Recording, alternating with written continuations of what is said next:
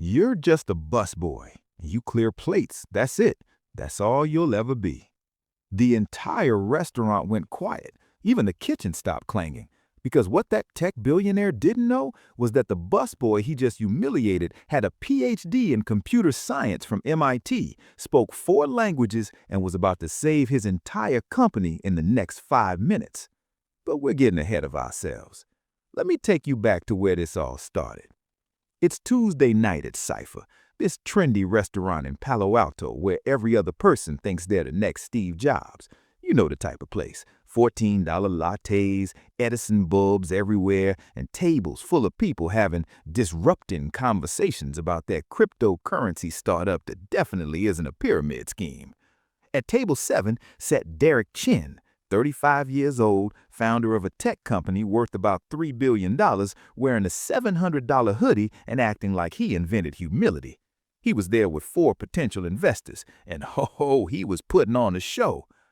The thing about success, Derek said, loud enough for nearby tables to hear, is that it comes down to choices, smart choices, career choices, life choices. His investors nodded, half listening, half checking their phones. That's when James walked by. James Rodriguez, 28 years old, a busboy, or at least that's what his name tag said. He was clearing the table next to Derek's, moving quietly, efficiently, like he'd done this 1,000 times before, because he had. Derek watched him with this look. You know the look, the one that says, "Thank God that's not me." "Take that guy, for example," Derek said, pointing his fork at James, not quietly, not discreetly, just pointing like he was a museum exhibit. James kept working, didn't even look up. "That's what happens when you don't apply yourself," Derek continued. "When you don't have drive, ambition, you end up clearing other people's plates at 28 years old." One of the investors, a woman named Patricia, shifted uncomfortably. "Derek, maybe—" No, I'm serious." Derek was warming up now, that 3rd glass of wine hidden just right. "I'm 28 when I started my first company. Him, he's pushing 30, clearing dishes. It's just sad, honestly." James's hand tightened on the water pitcher, just for a second, then relaxed. He'd heard worse. "The opportunities are out there," Derek proclaimed, "if you're smart enough, if you're driven enough, but some people just aren't." He looked directly at James now. "No offense, buddy, it's just reality. You're just a busboy. You clear plates, that's it. That's all you'll ever be. Dead-end job for a dead-end life." The investors looked mortified, absolutely mortified. Patricia was already mentally pulling her investment. James finished clearing the table, walked away, didn't say a word. Derek laughed. "Look, that's what I mean. No fire, no ambition. Probably didn't even finish college." Oh, the irony. The beautiful, poetic irony of what's about to unfold. 10 minutes later, Derek's laptop crashed. Not just crashed, completely bricked itself. Blue screen of death, kernel panic, the whole disaster. And this wasn't just any laptop. This was the laptop with his entire pitch presentation for the investors. The presentation that represented a potential $50 million funding round. The presentation that wasn't backed up anywhere because Derek was too smart for cloud storage, apparently. No, Derek was frantically pressing buttons. "This can't be happening. This presentation took weeks to build." His investors exchanged glances, not good glances. "Do you have IT support?" Patricia asked. "They're in San Francisco. That's 40 minutes away." Derek was sweating now, that cool tech bro facade crumbling fast. "I need this presentation now. The whole deal depends on it." He looked around desperately, like someone in the restaurant might magically fix it. That's when James appeared at his table. "Excuse me," James said quietly. "I couldn't help but overhear. I might be able to help." Derek looked up at him with pure desperation, then remembered who he was talking to and his expression soured.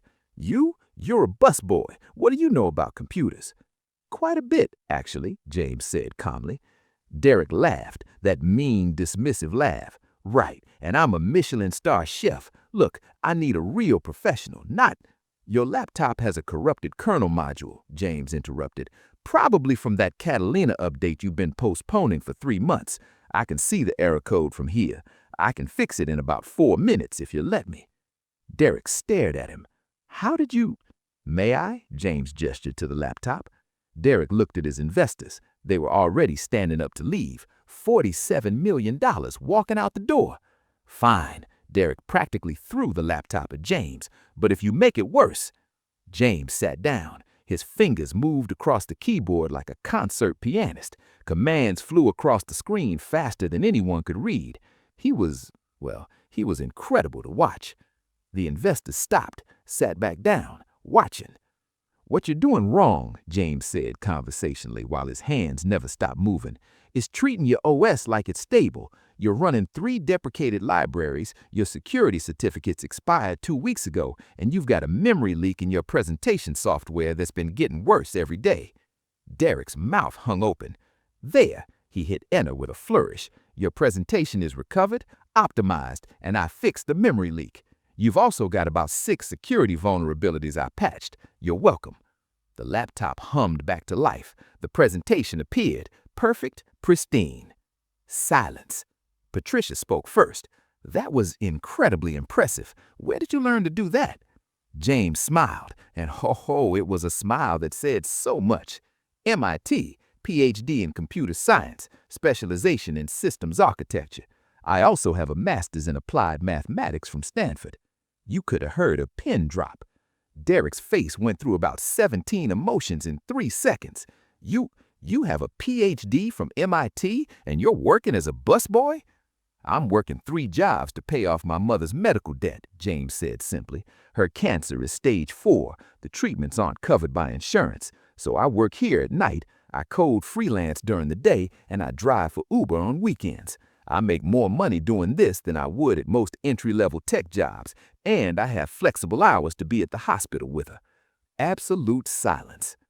"My dead-end job," James continued, his voice still calm but with steel underneath, "is funding experimental treatments that are extending my mother's life.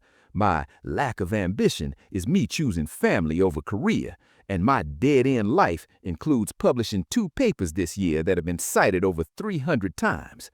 He stood up, straightened his busboy uniform. "Your presentation will be ready in 5 minutes. I'd recommend backing it up this time, and maybe next time you see someone working a service job, consider that you have absolutely no idea what their story is." James walked away. Patricia immediately stood up.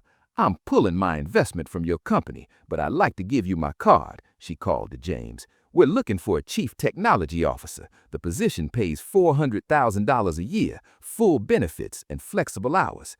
3 other investors followed her, all of them offering James jobs, better jobs, jobs that didn't require him to clear plates while arrogant billionaires insulted him. Derek sat there alone, his presentation recovered, his investors gone, his ego absolutely shattered. The video someone recorded went viral, 47 million views in 3 days. Derek's company lost 16% of its stock value. 3 board members resigned. James, he took Patricia's offer. His mom got the treatment she needed, and he still works 1 shift a week at Cypher, not because he has to, but because the owner gave him flexible hours when he needed it most, and loyalty matters to him. The lesson? Never judge someone's intelligence by their job title, because the person clearing your table might just be smarter, kinder, and more successful than you'll ever be. They're just making different choices than you. Better ones.